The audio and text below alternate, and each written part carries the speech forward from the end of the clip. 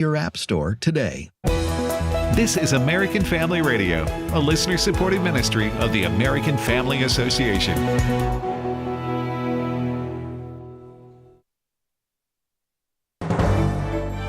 American Family News, I'm Steve Pugh. Ukrainian and Russian delegations are meeting in Turkey to reopen peace talks for the first time in 7 weeks. Greg Palcott from London reports. Local media reporting Ukrainian and Russian delegations are meeting today in Turkey. It would be the first face-to-face meeting in 7 weeks and follows 2 earlier rounds in May and June that produced limited agreements, including several prisoner swaps. The focus of these talks is set to be on humanitarian issues and when the country's 2 leaders could meet again. Russia continues its assault on Ukraine. Over 70 drones fired overnight, killing 2, injuring 30, and causing blackouts. This as Ukrainians are protesting moves by Ukrainian President Zelensky to limit anti-corruption efforts in his government. Analysts say it's another move to consolidate power as the war grinds on. In London, Greg Palcott, Fox News. Congress has just 2 months to go until the September 30th deadline to fund the government or face a shutdown. Tennessee Senator Marsha Blackburn discusses what members of the Republican and Democratic parties need to agree on before the deadline. It is an imperative that we get off the Biden budget and these Biden CRs and this out-of-control spending and actually do appropriations bills where we can cut a little bit more. Special envoy to the Middle East, Steve Witkoff, is expected to meet with Qatari and Israeli officials this week as negotiations for a ceasefire in Gaza continue. Israeli ambassador to the UN, Danny Danon, blames Hamas for the stalled negotiations.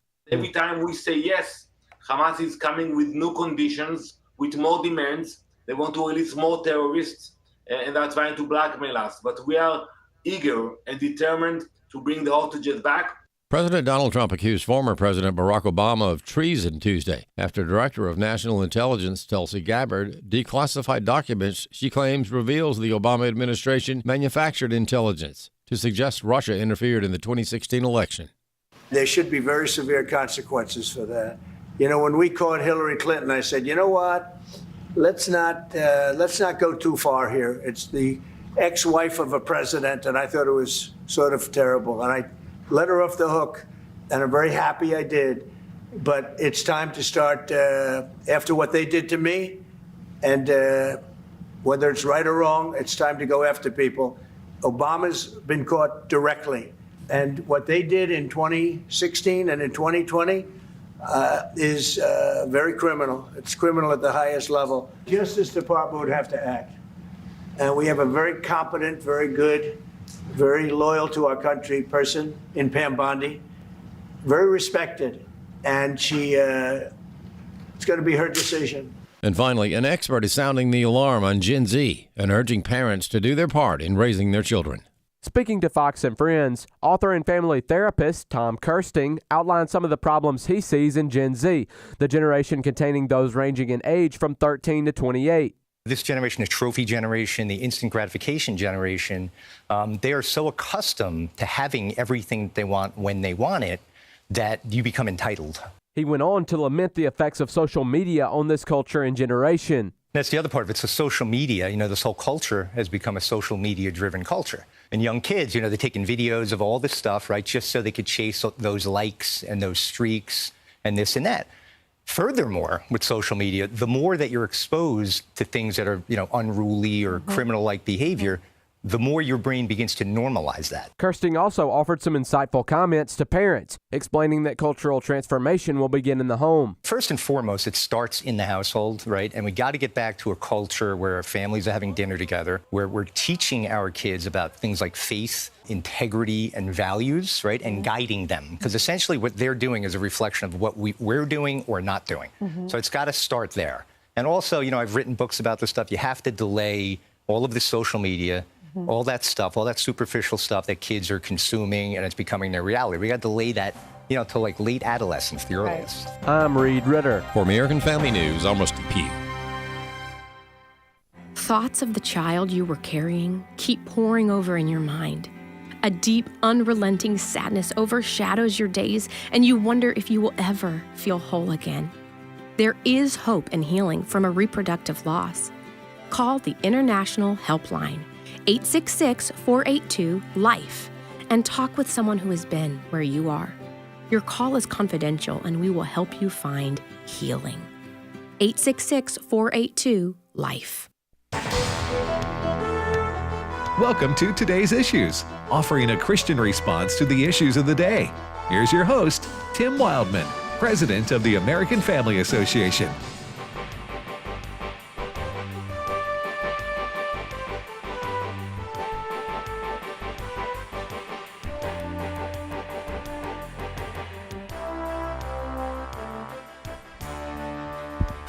Hey, good morning, everybody, and welcome to Today's Issues on the American Family Radio Network. Thanks for listening to AFR. This is Wednesday, July the 23rd, 2025. In studio with me today is Ed Battagliano. Good morning, Brother Ed. Good morning, Tim. Wesley Wildman. Good morning. And Fred Jackson. Hey there, Tim. And we, again, thank you for listening to AFR. Jenna Ellis will be with us at the bottom of the hour. She is a radio talk show host. She is a constitutional attorney. And I don't know what kind of cook she is. I have no idea. She's never baked anything for me. So we, but she's overall a good person. Right, Fred? That's right. Jenna Ellis. Very valuable. Yes. All right. What's our first story, Fred? Well, President Trump's Director of National Intelligence, Tulsi Gabbard. Mm-hmm. Most people recognize her. She's making a lot of news lately.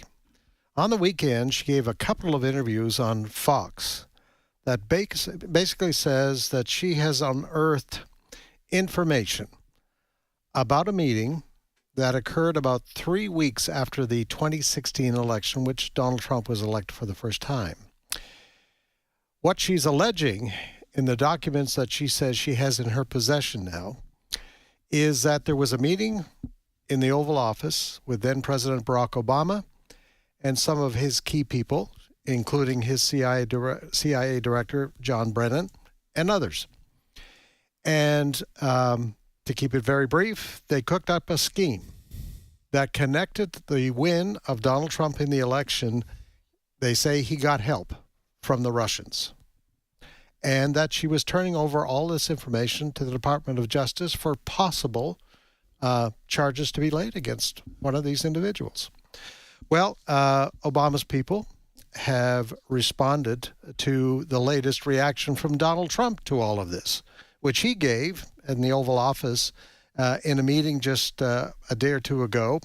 And you can imagine what Donald Trump had to say about this alleged meeting in Barack Obama's Oval Office. Cut number one. They caught President Obama absolutely cold, Tulsi Gabbard. What they did to this country in 2016, starting in 2016, but going up to 2020 in the election. They tried to rig the election, and they got caught. And there should be very severe consequences for that. But it's time to start, after what they did to me, and whether it's right or wrong, it's time to go after people. Obama's been caught directly, and Biden was there with him, and Comey was there, and Clapper, the whole group was there. Brennan, they were all there in a room. But the leader of the gang was President Obama, Barack Hussein Obama. Have you heard of him? This was treason. This was every word you can think of. They tried to steal the election. They tried to obfuscate the election. And it's the most unbelievable thing I think I've ever read. So overnight, a spokesman for the former president, Barack Obama, responded to all of this and said these bizarre allegations are ridiculous and a weak attempt at distraction. He says nothing in the document issued last week by Tulsi Gabbard undercuts the widely accepted conclusion that Russia worked to influence the 2016 presidential election but did not successfully manipulate any votes.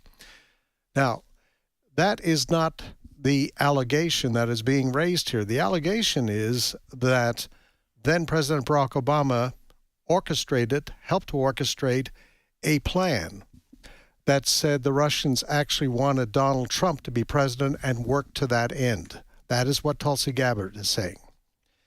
Now, in the wake of the Obama reaction, there is breaking news this morning.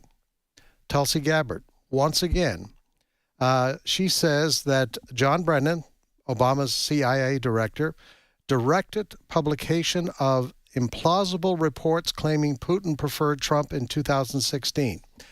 What she is referring to is a report that comes from the House Intelligence Community. It's a committee which at the time was chaired by Devin Nunes. All right, this is after Trump is elected. Devin Nunes, the Republican from California, heads this House Intelligence Community, and they investigate these allegations about Trump being linked to the Russians helping him get elected. I know this is kind of confusing. Take it at a time. No, I'm with you. Yep. So at the time of the publication, this report from Devin Nunes' committee was published but not made public, was published but not made public on September 18, 2020. All right? At the time of the publication of the report, when it came out, Adam Schiff then was chairman of the committee. And basically what Tulsi Gabbard is saying this morning, this report that was put together, and I'll read an excerpt as released by Tulsi Gabbard this morning. The intelligence community did not have any direct information that Russian President Vladimir Putin wanted to help elect Donald Trump during the 2016 presidential election. But at the, quote, unusual, end quote, direction of then President Barack Obama, published, in quotations, potentially biased or implausible intelligence suggesting otherwise, the House Intelligence Committee found. I hope you can follow that. Well, listen, this, first of all, this is a brilliant bit of sandbagging on the part of Tulsi Gabbard. By sandbagging, I mean she withheld the information you just talked about, Fred. Mm-hmm. She withheld it so that Barack Obama... Today's information. Yes. So that Barack Obama would, as everyone would when they're accused of something like this, say, hey, the evidence you released doesn't prove what you're saying. And then she releases this information. This was highly classified. This is the result of the House Intelligence Committee, chaired initially by Devin Nunes and then published by Adam Schiff, which basically said all these Russia accusations were false, and yet they were made public and pushed at the direction, the unusual, of the president, yes, of the opposition party, and during the campaign. This was after the campaign, after the election. Yes. To imply what Hillary Clinton was saying was that the election of Donald Trump was illegitimate. We're talking about in 2016. And what seems likely to me is that Nunes and Adam Schiff made this classified, the results of this House Intelligence Committee. So that hearing explains why they couldn't do anything about it in his first term. Yes, it remained classified, I think, because the Democrats expected Joe Biden to go on to re-election, and then no one would ever know. But lo and behold, 2024, Trump gets re-elected. Now this is being declassified, and in response to what Barack Obama said, it looks like there's some there. Yes. This is pretty stunning because this information came out with the Democrats in charge of the House Intelligence Committee. It's obviously a political black eye for Obama and the Democrats, at least for now, with the information we got. But what actually can come from it legally? And that's what that's ultimately what I'm most interested in. Like, can Obama actually be charged, and can something come from this? This is one of the things I'm going to ask Jenna Jenna Ellis, when she comes on at the bottom of the hour. I personally think, like you, and again, I stand to be corrected, and we'll have an constitutional attorney on at the bottom of the hour. It seems to me that This is, as you said, the political black eye. I'm not sure you can prove that President Obama or any of these Democrats actually broke laws. Yeah, Richard Nixon was famous, supposedly, by unbiased historical sources for what was called dirty tricks, which is you put out information to try to embarrass people. You put out this side of the information, but not that side, because all you want to do is smear your opponent. To me, that's what this looks like. It looks like dirty tricks. But I'll ask Jenna. We can all ask Jenna. Is there anything legally? I would personally, as I said earlier in the week, I don't think you should put President Obama in prison for this. First, he'd have to be tried and convicted. Yeah, he would have to be I don't tried think and you can convicted. just go arrest him and say we're going down to the jail. But for something short of a violent crime, something like this, I think would be damaging. I thought, and this is why I thought what the Democrats were trying to do with Trump was abhorrent.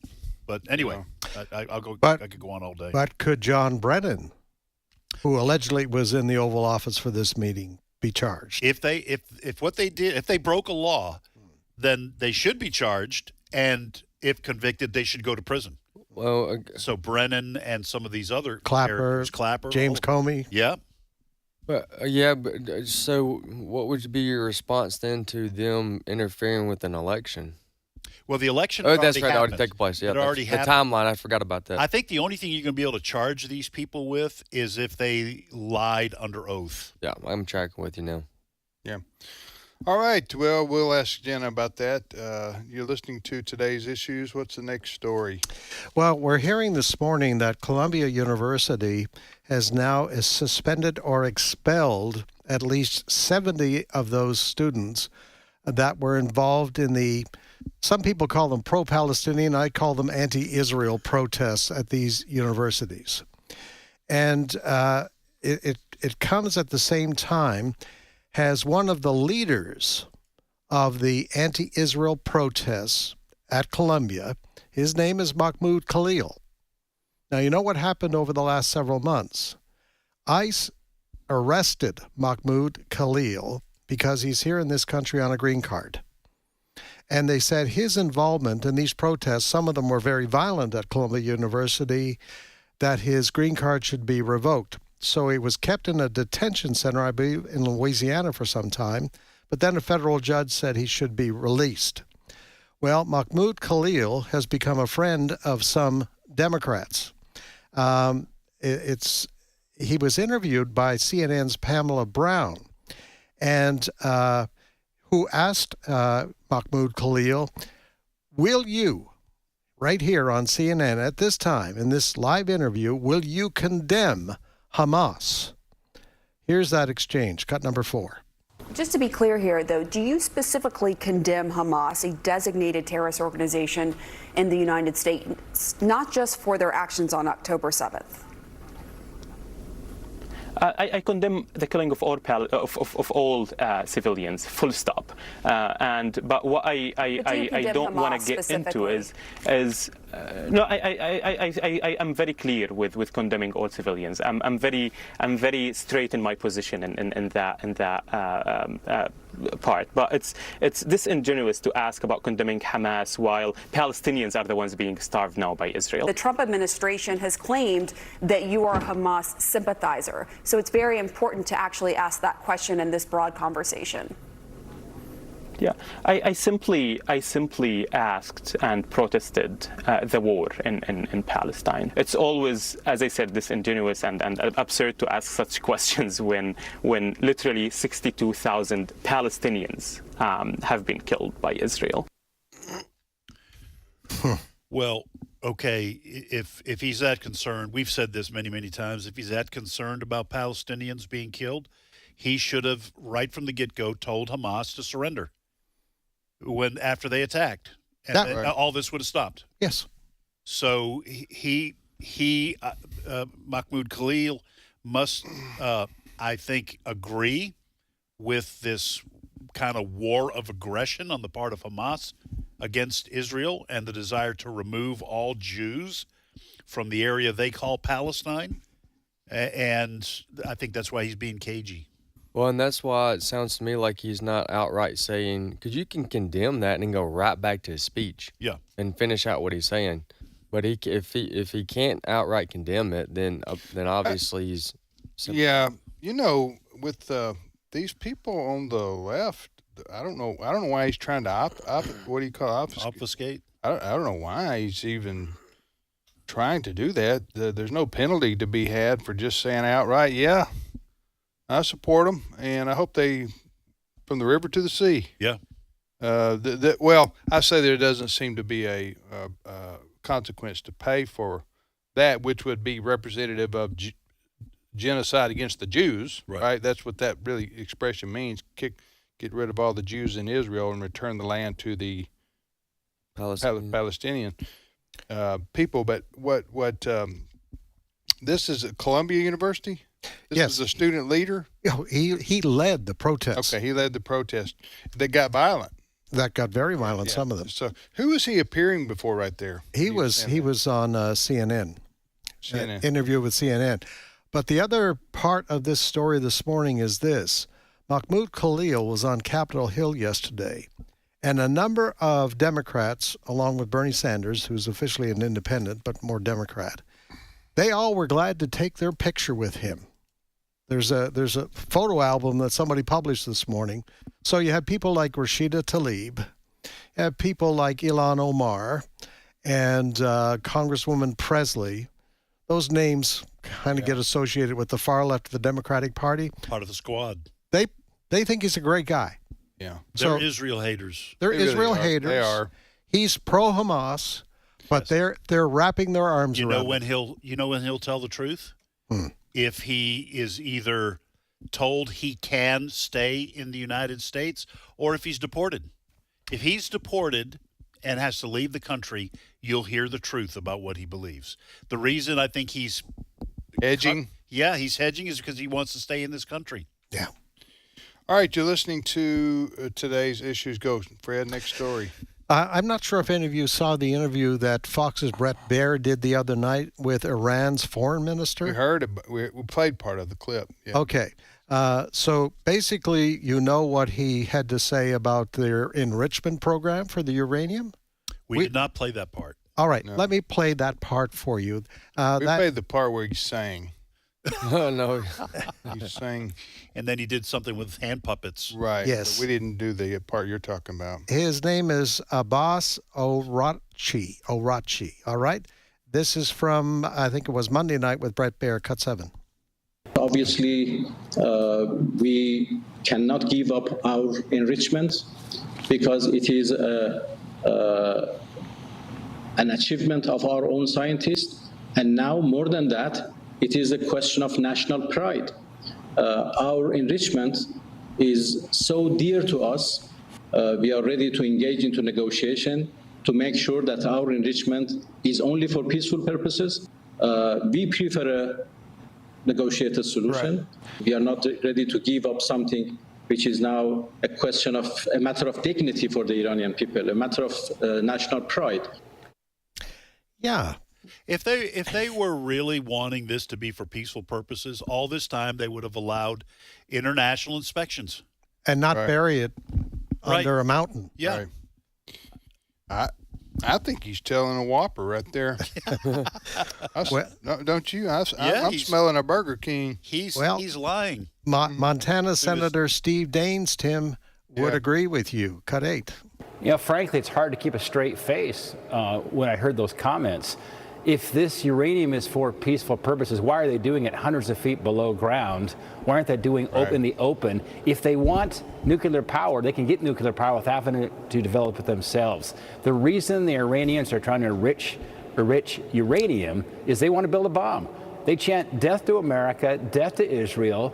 So they better watch out with the rhetoric that they are talking about here, because we're not going to allow them, the Israelis are not going to allow them to build a nuclear bomb. And so that's laughable is what he just said. Well, did Senator Daines there say we, being the United States and Israel, are not going to let Iran build a nuclear bomb? Is that what he said? I'm not sure he used the pronoun we. He did seem to kind of walked back a little bit and said Israel's not going to allow. But from what President Trump did, right, it seems pretty clear we're not going to allow we're it in this. Yeah. We, the United States, we've chosen a side too. Yes, and we're on the side of not letting Iran build a nuclear weapon, even if it means we have to use our military to stop them. Yes. I think that's what President Trump's actions when he sent the bombers over there. Yeah. When was that? Has that been a month now? When is that? 3 weeks ago? When was that? That sounds. I think it was 3 weeks ago. It's not quite a month. Okay. Anyway, all right. You're listening to today's issues. Is that all of that story, Fred? That's all with that story, but we have much more. I got a Shark Week story. Whenever you get through with politics, but go ahead. Well, you may have heard that Republican Congressman from New York, Mike Lawler, is introducing the Mamdani Act. Yeah. Okay. The latest on the Democrat who's been elected in a Democrat primary to be mayor of New York. Mm-hmm. One of the things that he's talking about, Mamdani, that is government-run grocery stores. And Mike Lawler was on Fox this morning talking about that as one of the reasons he wants to introduce this Mamdani Act, Cut 10. Well, we're actually introducing a bill, the Mamdani Act, to direct the Federal Trade Commission and the USDA to conduct a study about how these government-run grocery stores that he is proposing can actually undercut, grocery stores across the nation. It can undercut pricing.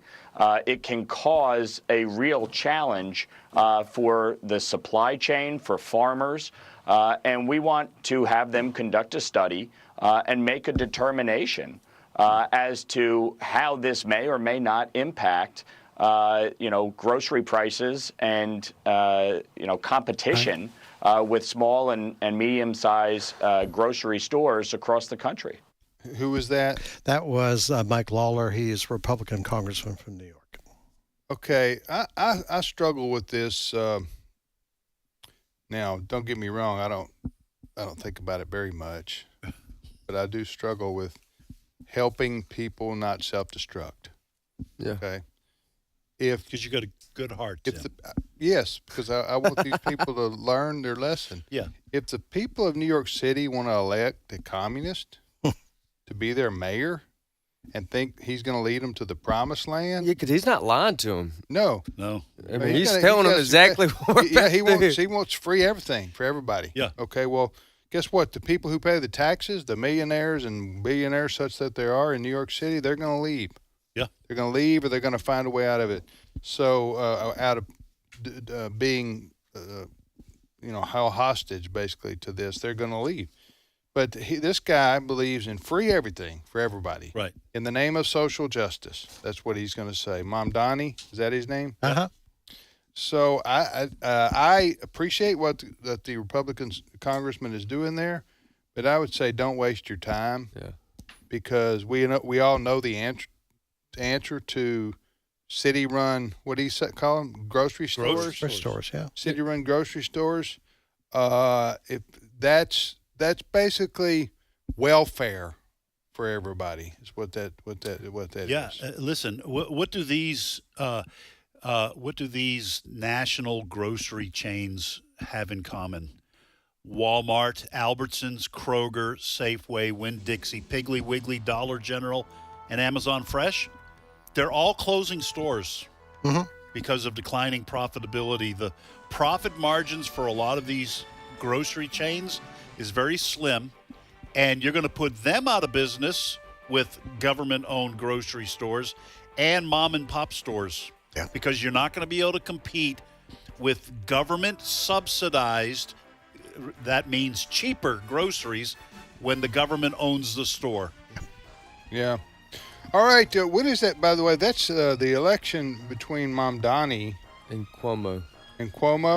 Adams. What about Adams? It's Cuomo's going to run as an independent, right? Yes. Okay. So, well, what a stellar lineup of candidates they have right there in New York City to pick from. I mean, competing to see who can be the there's furthest no silver. left. It's gold, gold, gold across the board. We'll be back momentarily. It's my turn. Here is your host for My Turn, Don Wildmon. And they came to Jericho, and as he was leaving Jericho with his disciples and a great multitude, Bartimaeus, a blind beggar, the son of Timaeus, was sitting by the roadside. Jericho was a 2-day journey from Jerusalem in the time of Jesus. Today, the distance of about 15 miles can be covered in about 30 minutes. The city is located about 5 miles north of the Dead Sea. Since the city is more than 800 feet below sea level, it is extremely hot in the summer, but ideal in the winter. The oldest known evidence of civilization in the world is at Jericho. Archaeologists have found remains from a civilization dating back to before 7000 BC.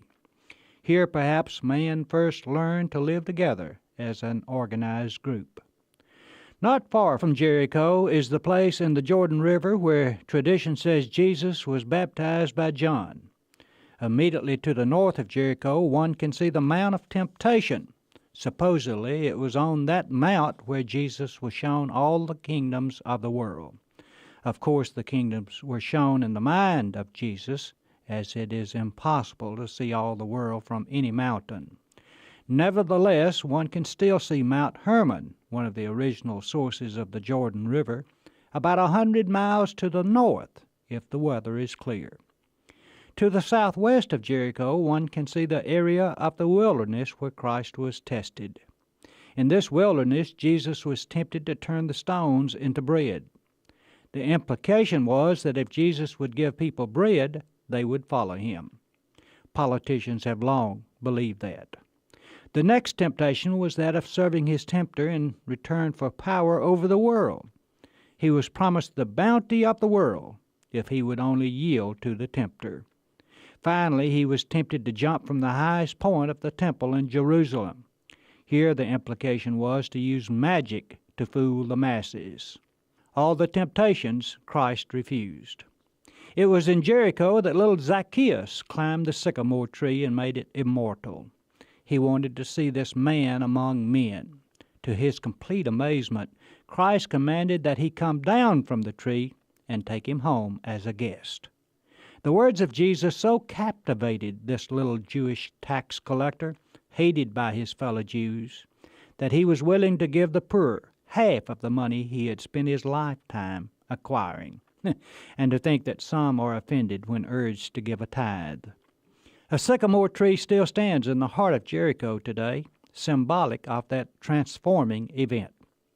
Here also is where blind Bartimaeus came to Christ. As he called out the name of Jesus from the roadside, the crowds sought to hush his pleas. They scolded him and told him to be quiet. But this was his chance to meet the Master, to see again and live again, and an army could not have hushed his pleas. When he came to Jesus, his eyes were opened, and he was given his sight. Scripture says he did a normal thing following the regaining of his sight. He followed Jesus. Jericho was the winter home of King Herod the Great. It was here that Herod died, probably in 4 BC. Shortly before his death, Herod ordered some of the prominent citizens of the town to be killed so that there would be tears shed at the time of his death. In Jericho, Jesus ministered to his fellow men. Hopefully, we can all find our Jericho each time our life crosses the path of another. This has been My Turn with Don Wildmon, a production of the American Family Association. Therefore, since we have been justified by faith, we have peace with God through our Lord Jesus Christ. Through him we have also obtained access by faith into this grace in which we stand, and we rejoice in hope of the glory of God. American Family Radio. This is Today's Issues. Email your comments to comments@afr.net. Past broadcasts of Today's Issues are available for listening and viewing in the archive at afr.net. Now, back to more of Today's Issues.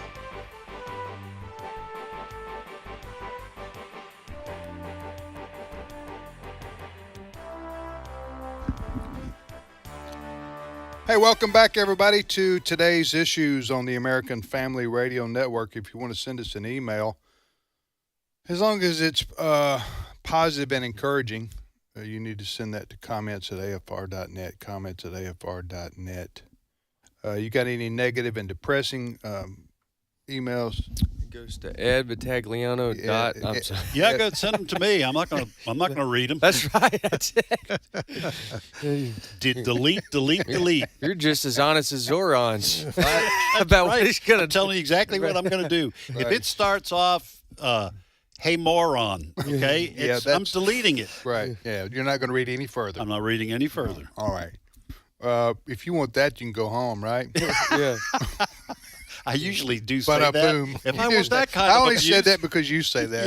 If I want that kind of abuse, I'll go to the house. Says the man who knows his Right. wife is not listening to the show. Fred, Wesley, Ed, and yours truly, Tim, here on today's issues on American Family Radio. Well, joining us now is Jenna Ellis. Jenna is host of Jenna Ellis in the Morning on American Family Radio, heard 7 to 8 o'clock Central Time each weekday morning right here on AFR, and host of the On Demand podcast. We'll tell you how to get that. Jenna hosts that once a week as well, and she joins us now from Florida. Good morning, Jenna. Good morning. And I would just like to say that the podcast is different. If you listen in Florida, it's on demand. If you listen in Mississippi, apparently it's own demand. Oh, did I say on? Oh. So just so you're aware, there's two Okay. separate On versions. demand. Own Okay. demand. I feel like I've been corrected, but I Wow. also feel like I've been mocked, a little bit. It was very loving. Yeah, My it best was. friend, shout out to Hannah, who lives in my neighborhood. I just love her. God has blessed me with such a great neighborhood, and her dog is friends with my dogs, and she's from Mississippi, Okay. actually. And so I always tease her about that all the time. So I'm more accustomed to like picking out those things because she's from Mississippi. And I it's got great. you. Well, so that's something you just go through your day and don't realize you're doing, because I guess everybody else where you live does the same thing. So we actually, by we I mean Mississippians, native, say on. For on. For what should be I guess ON? I haven't paid attention to what Mississippians have been saying for years, ever since I married one. Okay. Oh, that's my dad is from Texas Yeah. originally, Yeah. and he still has a few of those things, and Okay. we make fun Well, of that. Jenna, the only as thing well. that was missing from that slapdown Yeah. was starting off by, "Tim, bless your heart." Right. That's it. I'll have to work on that one. I Yeah, need to yeah. get that into my. That would be northern Florida, Right, which is but- still right, southern right. country. So yeah, if I broadcast sometime from northern Florida, Yeah. then I'll get my bless your heart. The funny thing is, if you go to Florida, and of course Jenna lives there, but you do the more south you go, the more north it becomes. Yes, Yes. because of transplants. Yeah, transplants. So you Illegals too. They're all in alligator Alcatraz though, so we're fine, and that's further south. north of Orlando is more the traditional South. Yeah. But you get south of that, it's a lot of folks, international and mixed and so forth and so on. People who say on. Snowbirds. Don't say on Yes, for the word O-N. All right. So, Fred, what was your question to our lawyer who's on the phone with us here? On the phone. There we go. On the I phone. just wanted to see if I get a reaction We there. could do a whole show here. On the phone. On the phone. That could be Tim's new podcast. All right. Own the phone. On the phone with Tim. Making own a 2-syllable word. Go ahead, Fred. Well, I just hate to go to something serious. Fred, bring after this all level of discourse back up, please. Yes, Yes, or bring you all back down. Yes. Jenna, That would be down, Fred. Down. North. Wait a It'd be minute north. now. I'm Canadian. I cannot go that far. No. I or A. Is there Hey. A in there? There you go. Hey, go ahead, Freddie. Hey. Come on, hoser. Yeah. Just going to go on and on. That's aren't you? Canadian, too. Own and own. Come on, get it right. Own and own. All right, Jenna. Am I the only adult in the room now? I think you are. Yeah, you know what a hoser is? Yeah. It's a pejorative, right? Well, yeah, for Like in Indiana Canada, Hosiers? Yeah, well, no, it's Canadian for you idiot. Oh. I hope Bless it's his heart. Bless his okay to say it. All right, let's just stop right here. What are we listening to? We're listening to Fred. We're listening to Fred. Ask Jenna. Radio. We listen to Fred. Ask Jenna a question. Go, Fred. All right, Director of National Intelligence Tulsi Gabbard in the news a whole lot, Jenna, the last several days. And basically, we talked about this off the top of the program. Going back to last weekend, she gave a couple of interviews on Fox, and what she is alleging is that after Donald Trump was first elected president back in 2016, a few weeks later when Barack Obama was still president, Barack Obama had a meeting in his office. He got together with people like Brennan Clapper, James Comey, and they cooked up a scheme to basically link Trump's victory, saying that the Russians helped and wanted Donald Trump to be victorious in the 2016 election. She's released a bunch of documents which she says prove that, and she says she's handed it over to the Justice Department for possible legal action. This morning, according to Fox News, they have their hands on a report which was based on an investigation launched by former House Intelligence Community Chairman Devin Nunes, Republican of California. That was kind of, the result was, and some of the words used in that are, and I'm just going to read a little bit from this report. The intelligence community did not have any direct information that Vladimir Putin wanted to help elect Donald Trump during the 2016 presidential election. But at the unusual direction, in quotation marks, of then President Barack Obama, they published potentially biased or implausible intelligence suggesting otherwise, the House Intelligence Committee found. Tulsi Gabbard says this report coming out of this committee was kept in a vault at CIA headquarters, but now it is out there in public. What might you think about all this, Jenna?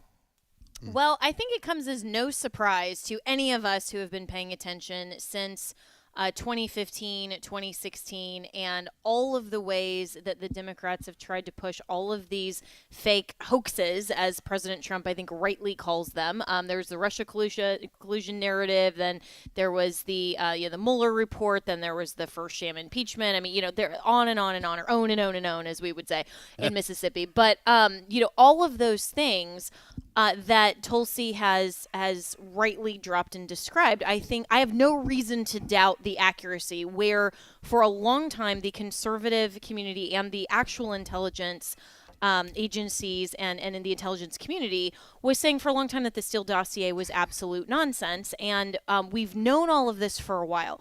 The question that I have, and the thing that frustrates me, especially after talking to a couple of guests this morning about this exact same topic, they have, I think, rightly said that the statute of limitations on most of the allegations here, even if they were criminal in nature and there could be indictments and so forth, would have run at a maximum of 5 years. So likely there is not much now that could legally be done about it. So Congress may be able to say, well, this gives a great reason to then extend the statute of limitations, but that would be for something in the future.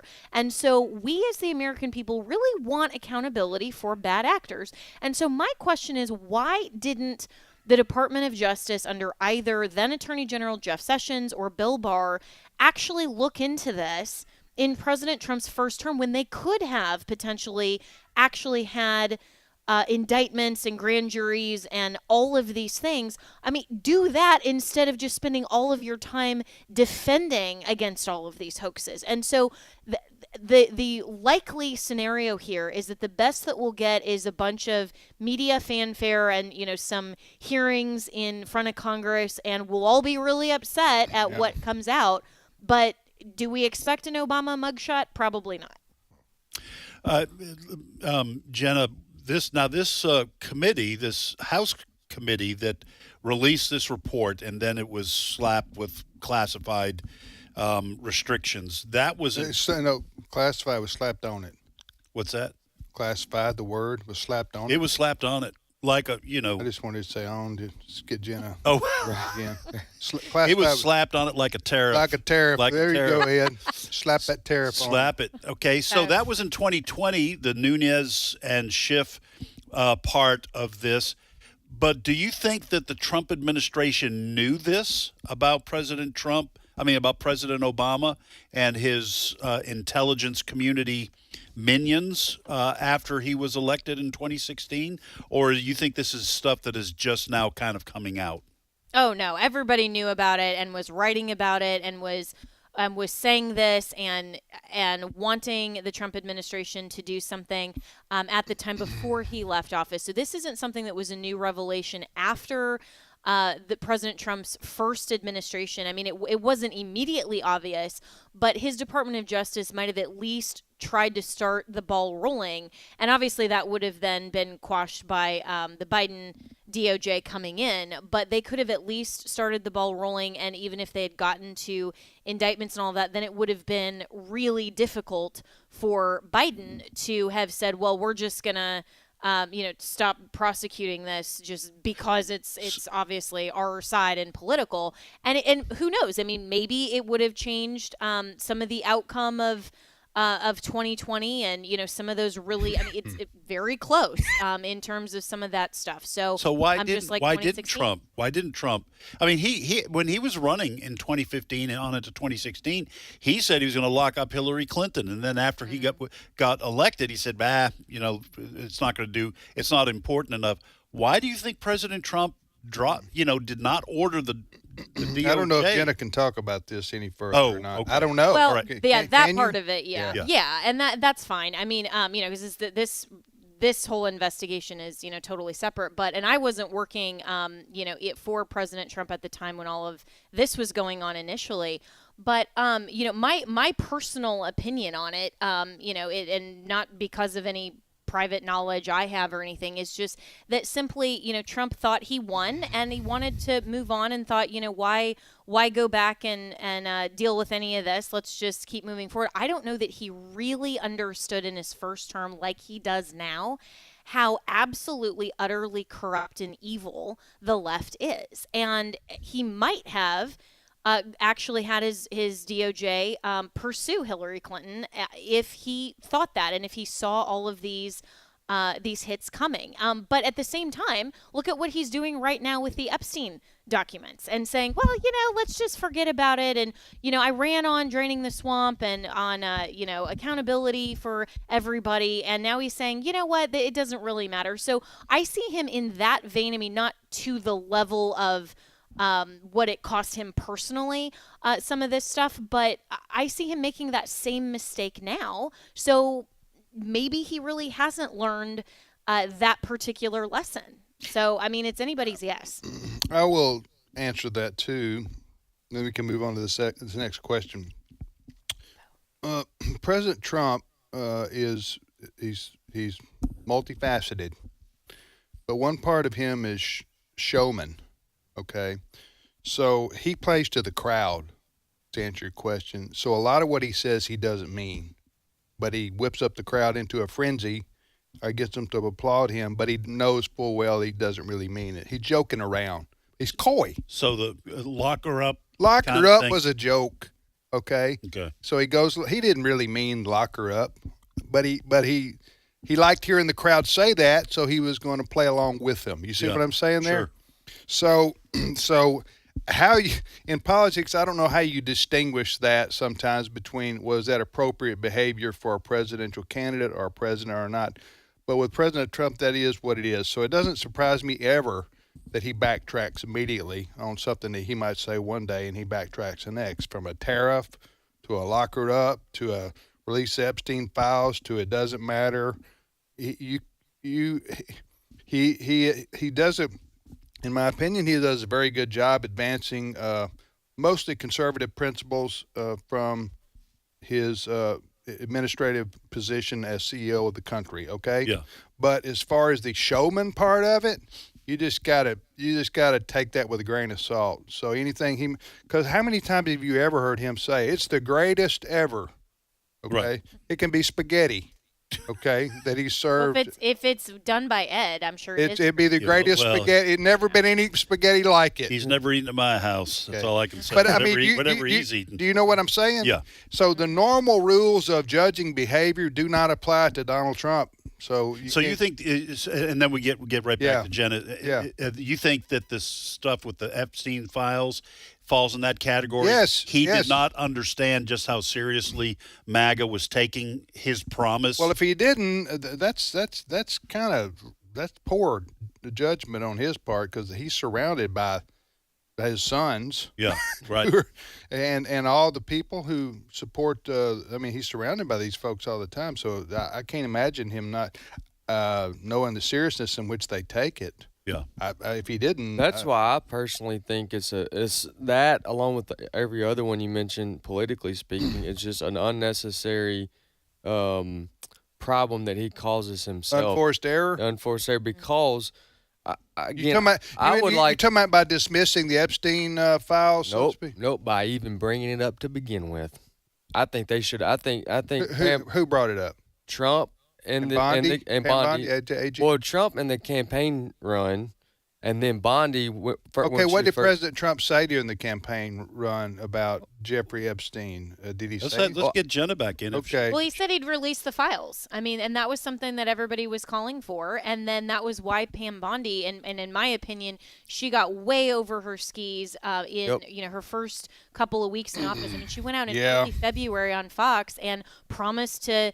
She said it's on my desk and everything. And then they had that whole Bindergate situation with the influencers at the White House. All of that was really bad PR. She should have taken a month or 6 weeks and really understood the landscape, because a lot of this stuff now it's coming out is under court seal, and she doesn't have the authority to release it. And so in my opinion, it would be far better, instead of Trump going out there and just saying, well, just don't care about it anymore, and I don't, that looks like he's hiding something to an average person, right? Or like, what are you talking about? Don't you care about draining the swamp? That's a bad move. But if Pam Bondi just went out and said, listen, I'm trying to release everything I can. I've now, since getting into this job, realized how much of this is under court order. We have to abide by that, and then start talking about all of these rogue judges and all of these the judiciary that is protecting a lot of these bad actors, and use that as a political talking point. I second that. You second that?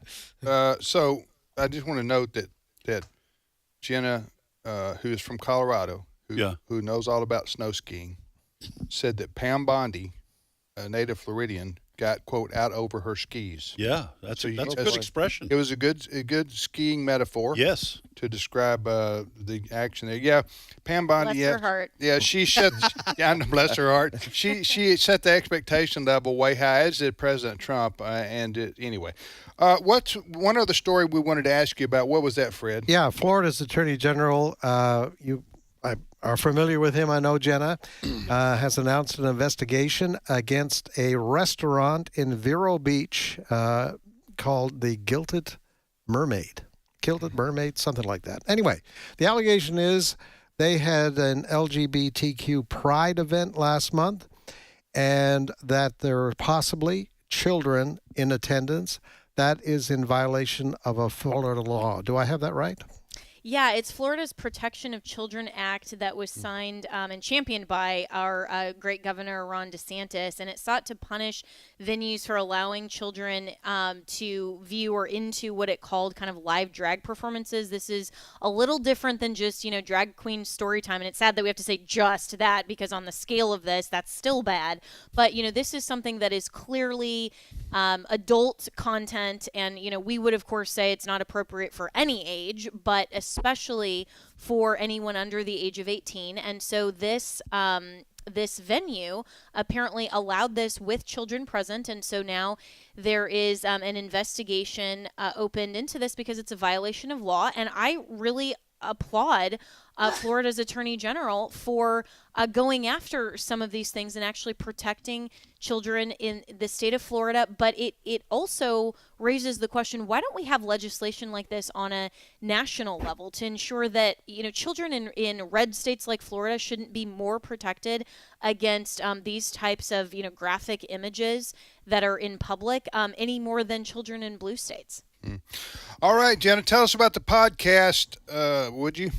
On demand, Yeah. yes. I knew So, that. I just wanted to hear yes, you said that. absolutely. I'm going to open it up Okay. next week for this. So, my good friend Dinesh D'Souza is going to be my guest, and we are going to do kind of what I like to call popcorn topics of just kind of this rapid fire. What does he think about each of the issues of the Trump mandate over the last 6 months, and what is the scorecard? As the White House has put out that press release on July 20th that marks 6 months of the Trump administration. Where are we at on a conservative plumb line? And also, where is Congress at? And where are we going? So he's going to be my special guest on demand on Friday. Okay, so that's Dinesh D'Souza coming up on Jenna's podcast this week. All right, Jenna, take care. Thank you so much. Thanks, guys. Okay, that's Jenna. You're just not going to live that down. Well, She's not going to let you. I wrote it down phonetically, just because a lot of people in our country do use the word OEN the same way I do. They say it the same way I do. I didn't know there was a different way. On. Well, they would. On. You heard Jenna. Yeah, well, Like Ed, Yankees say they're on. gonna. Yeah, but that's just a different word for me. Yes, It can be used with a different definition. Okay, so just to be clear, then we'll move on. So Jenna's going to say it on, right? She would say on. Yeah. On, like A-N. Like I'd say A-N. No, she would on. say it like O-N, the way it's supposed to. It goes, y'all are all making my point. It's two different words, two different Well, definitions. Listen, we're all Americans. That's except right. for Fred. We can all get. Fred's a Canadian American. That's right. J.J. Jasper often introduces himself as an Appalachian American. Since we're all segmenting ourselves, Yes, right? that's He's right. an Appalachian American. I'm a New England American. Well, Wesley and I guess are Mississippi Americans. That's what it is. Yeah. Why should we be able to have a hyphen? Everybody needs a hyphen, I right? want a hyphen. Okay. All right. So I got this shark story. Okay, I want to hear. I want to hear the It's Shark story. Week, right? Is it Shark On the Week? Discovery Channel. I don't know. It's I've seen Heat it. Week down in the South. I've I seen know it. that. It's what? Heat Week. How hot is it, Ed? It's well, it may not be Hades, but it's close enough to see the flames. It's yes, it's hot. 104 right now, index. A heat index where we live is 104. And you get it to They 107 say here in a stay little bit. inside. Shark Week. Is it Shark Week now? I've seen it Discovery Channel premiered. Started. I think it started July last week. Okay. Anyway, but I want to hear the shark story. Well, this is a story on Fox News. A massive great white shark. We're talking Jaws now. Okay. And it started this Sunday. You were right. This Shark Week? Yep, this week. Okay, I knew it was going on. I thought. I've got every episode videotaped. Sharknado. A massive great white shark, the largest ever. I'm being serious now. Ever tagged in the Atlantic Ocean by a marine research group, is continuing its journey northward near a popular summer destination. They've named the shark Contender after a well-known boat brand, and the shark was recently tracked several dozen miles off Nantucket, Massachusetts. I don't know who it's looking for yet, but you're from Massachusetts. Yeah, but Listen I'm to down this. here. Located roughly 100 miles off of Boston and 30 miles from Cape Cod, the island is a well-known tourist hotspot. Yeah, no, I've heard of Nantucket. Okay, now here's what I wanted to get to. Listen to the size of this, and they track it. You know, they can tag these. Yeah. So they track this. They're tracking this. 14 feet long. It's the largest they've ever found, as far as, and 1,700 pounds. 14 feet. Good gracious. What kind of shark? It's the kind that eats you. Great white. Huh? And that's interesting. Nantucket may be the inspiration for the Jaws book written by Peter Benchley, because Yes. it took place off. The book became the movie. Cape Cod, I think. Yeah, the book became the movie. It's actually the 50th anniversary, I think, of Jaws. This summer of the Really? movie Jaws. Have you ever heard that, Wesley? Oh, yeah. All right. 1,600 pounds? Yeah, 1,600-pound shark. That's like a Clydesdale with fins. Well, there are sharks that don't eat. I know. that I'm don't just eat. saying that's going to hurt. Okay, it's going to hurt. We'll be back. The views and opinions expressed in this broadcast may not necessarily reflect those of the American Family Association or American Family Radio. Faith, family, freedom. American Family Radio. Hey, if you're looking for family-friendly entertainment or resources to strengthen your walk with God, there's one name you should remember: American Family Studios. We don't just want to bring you shows, movies, and specials that will entertain or build up your family. We're committed to honoring God by making them both biblically sound and of the highest quality possible. Check us out at AmericanFamilyStudios.net. This is American Family Radio, a listener-supported ministry of the American Family Association.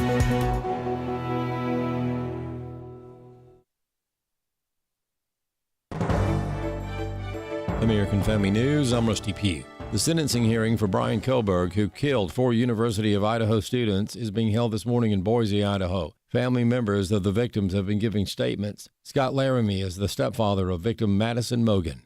Maddie was our gift of life, our purpose, and our hope. Maddie quickly became Karen's joy, identity, and purpose in life. I joined Maddie's life when she was 2.5 years old. The experience transformed me into a life of joy, love, and family. Kohlberger has been sentenced to 4 life terms without parole. The UN Security Council held a meeting to discuss developments in the Middle East. Israel's ambassador, Danny Danon, claims that the United Nations Office for Coordination of Humanitarian Affairs is only getting information about the war from Gaza and spreading lies about Israel's actions in the territory. OCHA relies almost exclusively on Hamas-run sources. There is no independent verification, no distinction between civilians and terrorists. When it comes to Israel, the UN standards disappear. Meanwhile, the United Nations is trying to obstruct the delivery of humanitarian aid from a Christian organization aimed at helping Palestinians in need in the war-torn Gaza Strip, according to the leader of the group. Since February, the Gaza Humanitarian Foundation has delivered 85.5 million meals to hungry Gazan refugees at the south end of the Strip.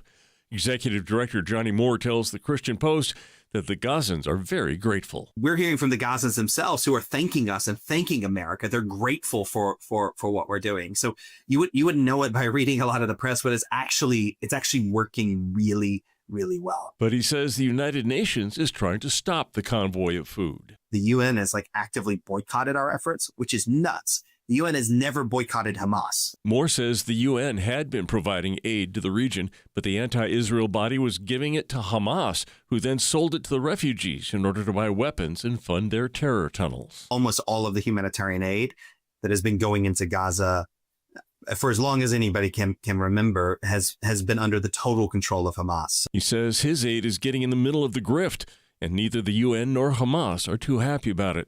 Hamas even started a riot at a distribution center. 20 people were killed. I think there's a ton of corruption in this whole process. I think we have inadvertently peeled back the layer of something we didn't even know was underneath. And I think a lot of people feel threatened by it. I'm Steve Jordahl.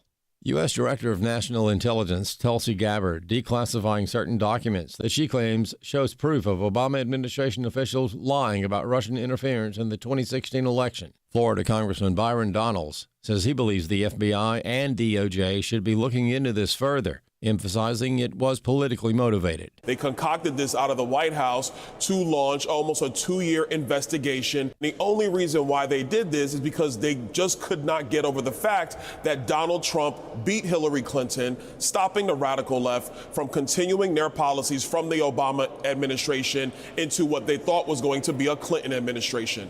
So that's the bottom line here. A hospital in South Carolina confirms a person is dead following an infection of an amoeba known for attacking the brain. Prisma Health Children's Hospital in Columbia, South Carolina, says a patient died from an infection known as the brain-eating amoeba.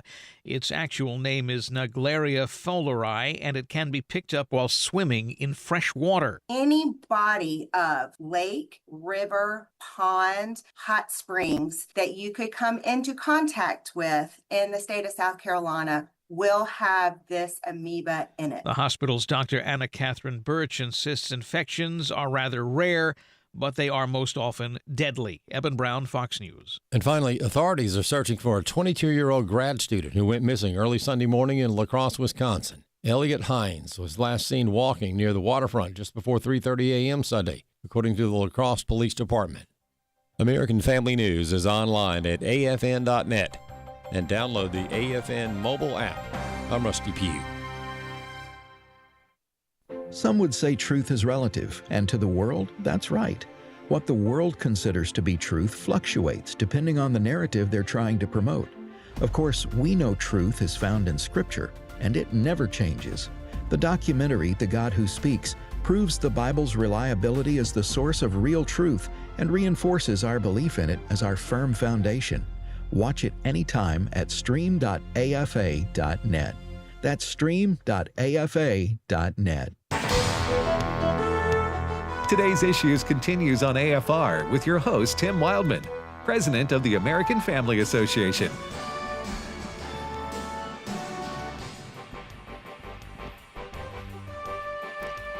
Hey, welcome back, everybody, to the radio program Today's Issues on the American Family Radio Network. Thanks for listening to AFR. I'm Tim with Ed and Wesley, and now Steve Paisley-Jordahl joins us. Good morning, Steve. Hey, everybody.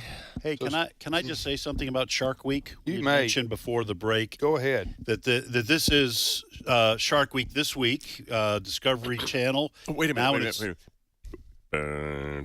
Go ahead. Yeah, we did that before the break. As you were walking over. Now joke's on you, Steve. But Steve's got a better version. You have That's to admit. fair. Oh yeah, no, he's got a great voice. His voice is better for that. Can we get back to what I was talking about, please? Absolutely. Okay. Sorry for interrupting. So Ed. Shark Week is now in its 37th year. Here are some of the special features. Air Jaws, I have no idea what that is. Jaws versus Mega Croc. How to survive a shark attack. Yeah. Now, I have this down to a science, okay? Play dead. You stay away from the beach. That's how you survive. So not like a shark grizzly bear where you play dead? No, I don't think sharks care if you play dead. You play possum with the shark. I don't think they I think you play dead with a brown bear. With a black bear, you're supposed to fight back. Okay. Oh, So you got about 5 seconds to figure out which one it is. You got a blue. That's the difference between a blue shark and a whale shark and a white shark. A white shark. Land shark. Land shark. Land shark. So this is the 50th anniversary of Shark Jaws. Week. And 37th year of Shark Week. Yeah. It is 50th anniversary of the movie Jaws. I don't know when the book came out exactly, but anyway, the movie came out. I read the book. I had a teacher in high school who said, "Hey, you like to read this." Yeah. And I read it. It was excellent. This was before the movie came out. Then he gave me a copy of War and Peace. No. You quit reading forever. What's the one about the demon-possessed girl? Carrie? No. The Shining? The Exorcist? The Exorcist, thank you. And I started reading. I was not a Christian at the time, and I got about halfway through that, and I said, I'm not reading this. It scared me big time. Who was the author of that? That wasn't Stephen King, was it? Blatty. William Peter Blatty. Talking about the Exorcist movie? Yeah, I think Blatty. Anyway, so I gave it back to the teacher. I said, this is scaring me. I didn't, I kind of believed in God, but stuff about the devil. It probably should scare you more now than it did then. Yes. I mean, well, and I I never watched the movie or anything like that. So anyway. Is that the movie when Linda Blair's head spins around? Yeah. Yeah, like an owl. Linda Blair. She played the. Yeah. And Whatever happened to her?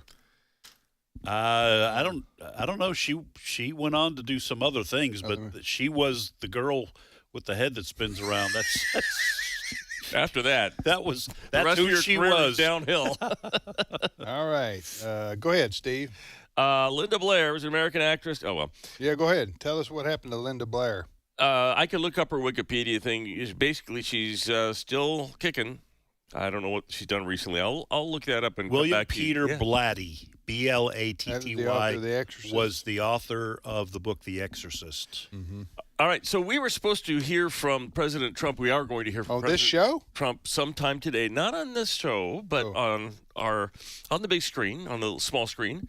He's going to be announcing AI, a big, huge AI announcement. I haven't seen it yet, but I did go to the White House website where they posted their big announcement. What did they post? They posted the big announcement. This is It's a the big, beautiful White House announcement, Steve. unveils America's AI action plan. It's the best action plan ever. And they got 4 bullet points that they're going to say. And the first one is they're going to try to export American AI. So they want to put apps and different technology together that they can give to our friends or they can sell to our friends so that they have our version of AI. China's doing this. They call this their Belt and Road Initiative. They're coming into other countries and they are influencing those other countries. We're going to try to get our AI out to them. And the second bullet point, they're going to be putting a ton of money into data centers and power centers. Third, they're going to enable innovation and adaptation. They're going to remove federal regulations that hinder AI development. And then fourth, they are going to update the federal procurement guidelines to ensure that the government only contracts with large language model developers who ensure that their systems are objective and free from top-down ideological bias. So that's going to be what the president is talking about. That's what he's going to. This is his. Yes, that's what he's going to be saying, talking about. It's important. I'm looking forward to this speech. Trump talking AI. That's going to be fun. Well, am I right? Yeah, you're right. It's important because we're in a battle with China for the dominance of this. And we come to find out in a related story, according to the Foundation for the Defense of Democracy, that China has quietly seized control of more than 80% of all materials used to build batteries. And these batteries are used in national defense equipment. So not just your double A. Well, those two. Those two, okay. Those two. They dominate graphite, cobalt, manganese, and battery anode and cathode materials. So they have cornered the market, and it's a choke point. If they wanted to have some problems with our defense, they deny us the batteries, and we're in trouble. Yeah, that's a lot. That's not the only thing, though. We learned during COVID how much of the pharmaceutical industry depends on Chinese products. We depend on them for the disease and for the cure. Well, we're just gonna have to take Greenland and take their rare earth minerals. Have you seen those fishermen? I don't think they could. You don't think we can take them? The U.S. Navy versus the fishermen of Greenland? But that's a Rocky movie right there. Yeah, they could be a good movie. Beat back the U.S. Navy. What do you think? No. I don't think they could. All right. But they are. I wouldn't want to mess with them. Okay. But that's the Greenland fishermen. They're burly. Okay. Yeah. They're burly. You don't want to mess with burly fishermen. No, that's true. Individually, no, but that's just. They'll carry the water with the sharks. I want to just say this about the AI thing. This makes me nervous. Now I'm a baby boomer, and technology makes me nervous just in general. Okay, but this idea of rushing ahead to get ahead of the Chinese, taking off regulations and restrictions, makes me nervous because, okay, I certainly want us to beat the Chinese at this and be a world leader in AI and that kind of development, but I'm nervous about going so fast. Listen, I just saw a documentary about these scientists who recreated dinosaurs. Okay, have you seen this? And they had it on an island, and then the dinosaurs got away. I did see that movie. Started eating people. Yeah. Okay, is that a documentary? Was it? That was a documentary, yeah, and one of the scientists said, Jeff Goldblum, just because you can do something doesn't mean you should do it. That's a problem. All right, so that's right. Beating China at AI isn't like, oh yay, we beat China like the Raiders beat the Cowboys in the Super Bowl. It's not. Whoever wins this has the on-off switch for the world. Yes, and what happens when AI says, "Hey, guess what? Now we're not letting you turn us off." Yeah. That's what I'm saying. That's my concern. You are right to be concerned. I've talked with many experts who say, in fact, I didn't talk with, but I did listen to one who says there's a 90% chance that we're not going to survive AI as a world. I think there's some theological problems with that. But. So then you just destroy AI? Or teach all I'm saying is we need to be careful about AI And the push to beat the Chinese at it might make us, instead of being cautious, take risks that we might later regret. Mm-hmm. Well, And I point you to this documentary of which I spoke. I think it's in 3 parts now, isn't it? What? It's got more parts than that. I don't. I do just enough with the technology to do my job. Yeah, so I'm with you, brother. I'm gonna be lost.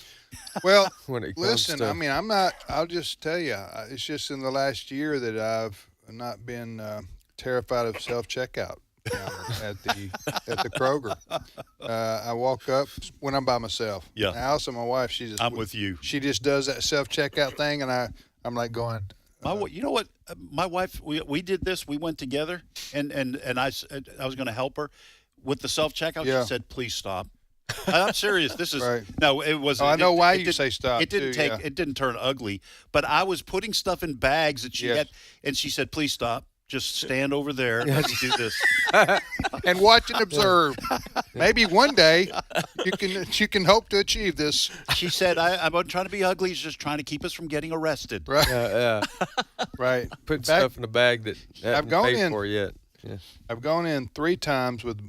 I'm proud of myself. I'm just with multiple items and not had to call the lady over, or the lady comes over on her own. She sees what's happening, and you can't take that thing. You bag it up. You better leave it on that. Yes. Yeah, just that kept thing. buzzing. You take it off. They alarm goes off. It's infuriating to me. They give you about 1 square foot. Yes, I know. To put all your bags. I'm telling with you, brother. It's infuriating to me. I wish they just kept people. Right. That's why I go to most of the time I go to. I don't care if I have to stand 2 people back. Yeah. You know what I'm Pretty saying? soon they'll be feeding you Soylent Green, and it'll only take up about that much room. Soylent Green. Next story, Three Steve. 3/4 of our audience does not understand. I don't Look it up, people. Look What it is up. that? Is that All right, you remember back in April there was a fencing match, a college fencing match. It was actually a USA fencing match at the University of Maryland.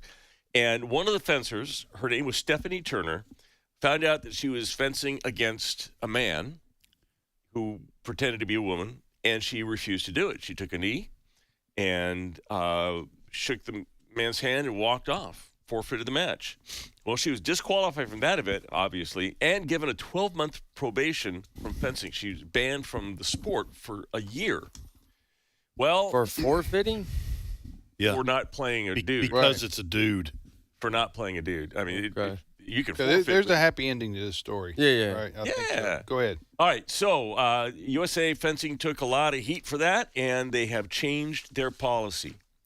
USA Fencing sanctioned events, according to the policy that they have just released, are not gender mixed. We will offer 2 categories, men's and women's categories. The following guidelines should be applied to each.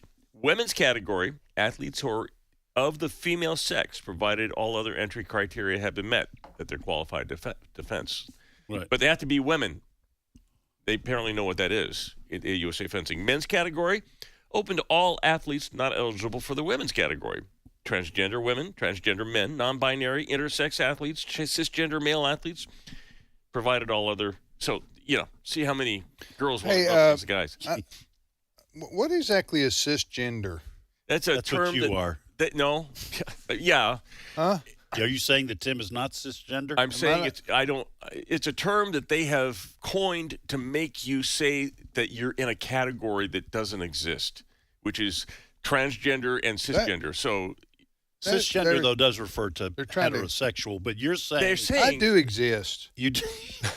They want you I to am, play. I said. They want you to play the trans game. Yes. By declaring that you are A cisgender, category. that of you're in a trans. category, You're in a category of trans, which is not.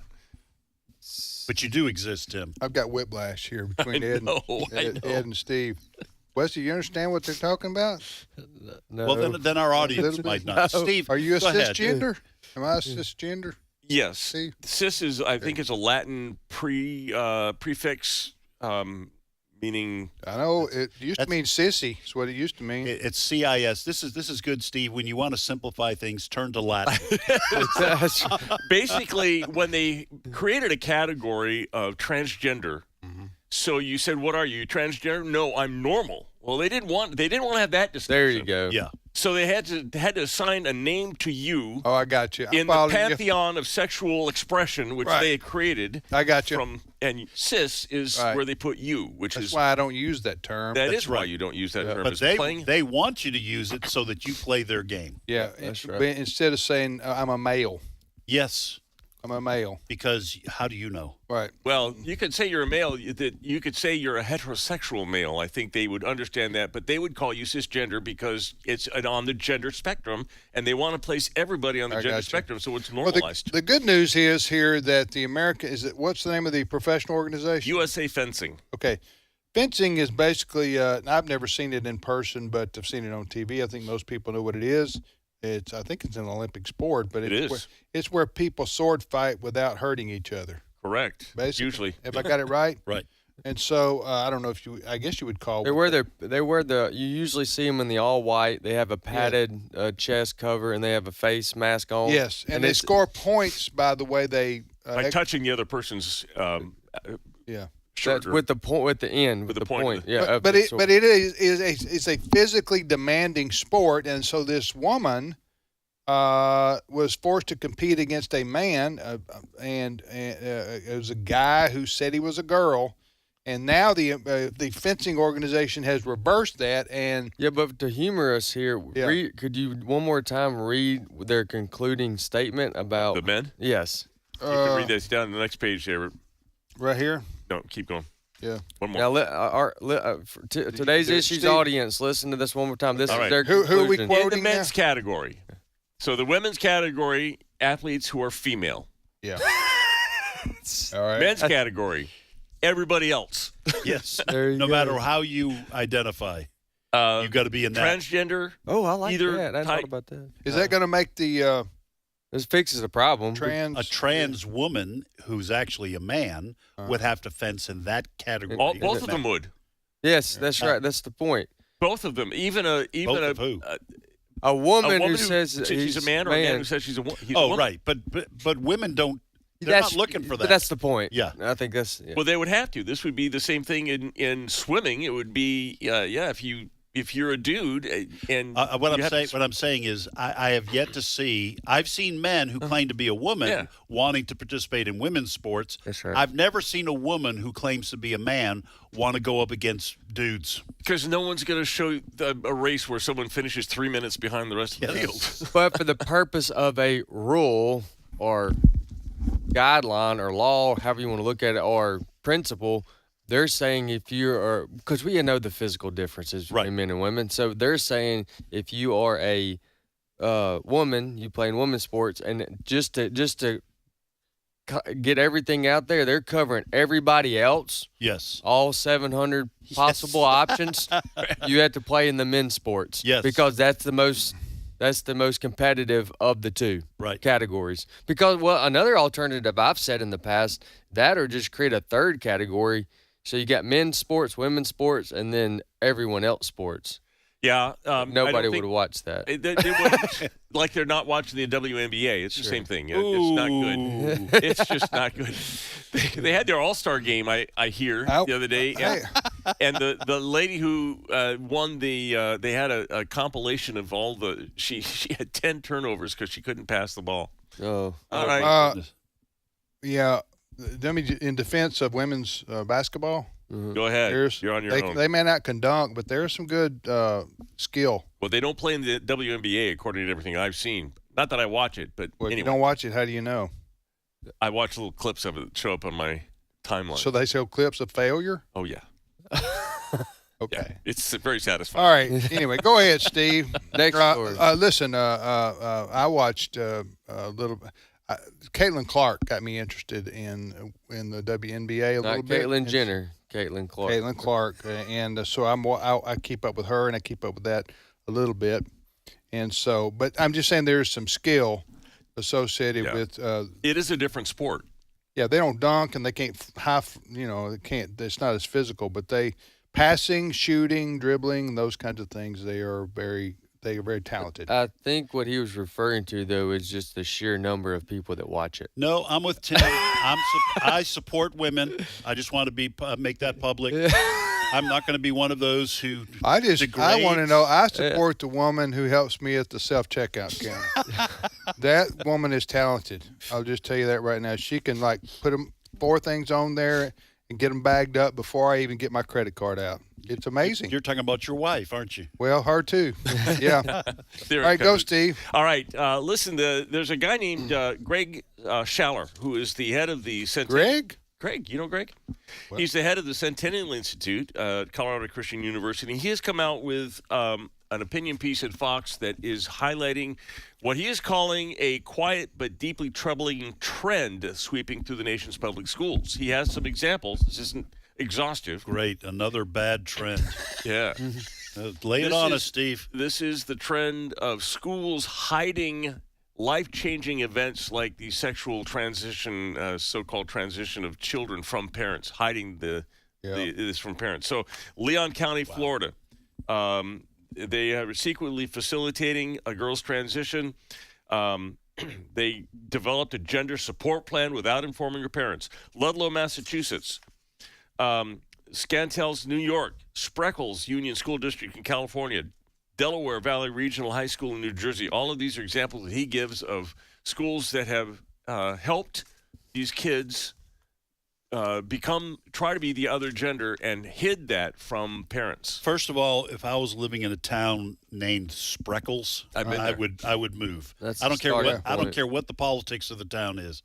I'm not telling now, people if you had I a live really in Spreckles. Okay, even if you had a really good paying job, you're saying you would just move right outside of Spreckles and then I'd move drive outside to of Spreckles. Maybe, yeah.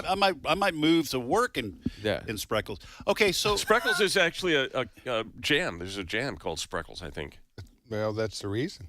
Yeah, it is. It's what they make there.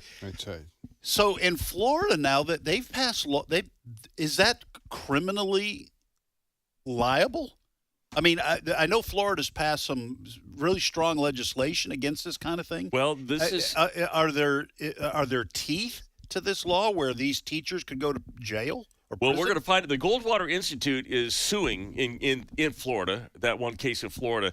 I don't know what their state of the law is. This would not fall under the law you guys were talking about with Jenna of putting children in sexually explicit situations. I just listen. That was a sincere sigh that I just gave. The idea of adults hiding this kind of thing from parents. I just want to bring back. I want to go back to the days when men would show up at that school. And if it's a man who did this, drag him outside and beat him because he's doing this, coming between a kid and parents. Yep. Now, if it's a woman, obviously, I'm not advocating. If he did what now?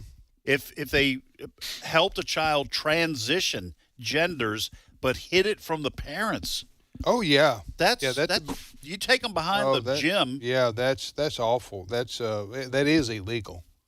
It should. You can't. You're talking about mess. Yeah, that's in Florida though. That's got to be illegal. Yeah, ask Jenna. Governor DeSantis will be all over. We got 1 minute left, Steve. All right, the Constitution and democracy is in danger. Danger, everybody. Danger, Will Robinson. This is View host Sonny Hostin talking about the cancellation of Colbert Show, Cut 14. We don't know if it's purely financial. I mean, if you look at some of the numbers, it could be financial. And I don't know that it's purely political. It could be. But my concern is if it is political, then everyone should be concerned. People on the right should be concerned. People on the left should be concerned. Because it's very clear that if it is political, this is the dismantling of our democracy. This is the dismantling of our Constitution, right? And so the First Amendment is the First Amendment for a reason, and that is freedom of the press. Are they cheering the dismantling of the democracy? They are. They're cheering what she was saying that Stephen Colbert's show getting canceled could be. Listen, I just want to say to Sonny Hostin, okay, you raging hypocrite, okay, talk about dismantling the Constitution. What did you do during COVID? Did you want people to be forced to take the shot? Is that what you wanted people to be removed off social media when they mentioned ivermectin or hydroxychloroquine? Don't bring up uncomfortable truth here, okay? Yeah. All right, we're out of time. Thank you, Ed. I'm going to go watch sharks eat people. Yeah. Shark Week. Sharknado. Shark Week. I think to Wesley Steve, the Canadian-American, who was with us earlier. And, What's his name? And Brent Creeley, And Jen. our producer, and Jen Ellis. We'll see you tomorrow.